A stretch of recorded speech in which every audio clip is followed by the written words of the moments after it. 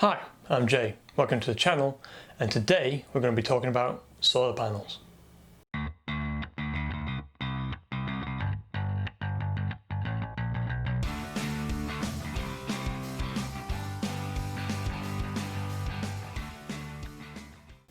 So we get this question a lot on our YouTube comment section and our Facebook group, which I'll link in the description below if you're interested in joining.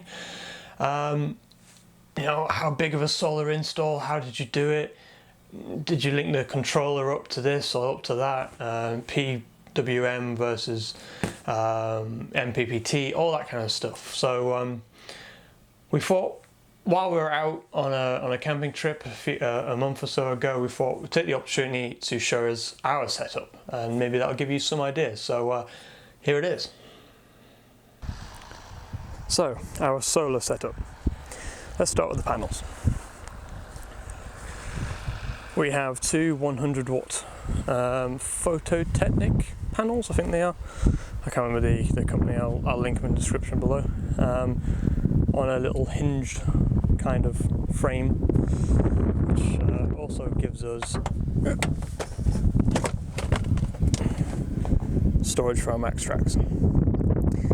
These are wired in with Anderson connectors, so if we want to, we can remove these quite easily by just pulling them to one side, because these are quick demountable hinges here, and then laying them on the grass further out, say if we're underneath a tree or whatever, and just using a Anderson connector extension to plug them back in again.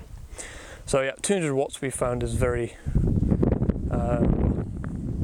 up to the job of what we're doing, running a 300 watt inverter, charging all of our 12 volt stuff as well as our fridge and stuff. So 200 watts seems to keep things going quite nicely.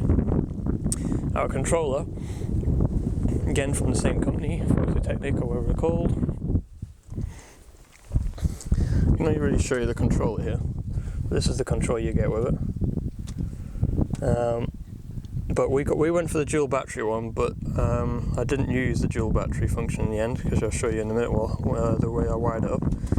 This little monitor is handy, as if I can catch it on the right light. Shows you the voltage and amperage coming out of the panels, as well as what's going into the battery. And this little light symbol here indicates what the consumable that runs directly off the solar is getting.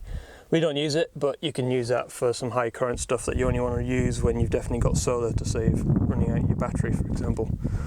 I don't know what that would be, but it's there if you need it. Lots of little crazy functions you can do with this, but I just set and forget. It seems to be working alright. So that keeps our inverter running. You can see at the moment we're charging our laptop up there, keeps our fridge going, and all of our 12 volt lights and stuff. Nothing too fancy, we try and run everything at 12 volt, which saves a lot of energy. But rather than it being connected to the leisure battery, we'll go over here.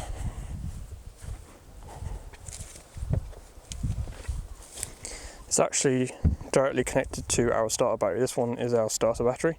So these two thick cables here are the outputs from the solar controller. What that means is that with the C-Tech, it charges our starter battery first, so we always know with solar that we'll always be able to start the car. Then once this is all happy and it's got excess power, it then kicks in the C-Tech just like the alternator would when the engine's running. So if you see the symbols here, I don't know if you can see them. If I was using the solar function, then this light here would be lit up, but it's not, because the alternator light's lit up because it thinks the engine's running. So it's charging our auxiliary battery here and the one in the back, just like it would if it was getting alternator power.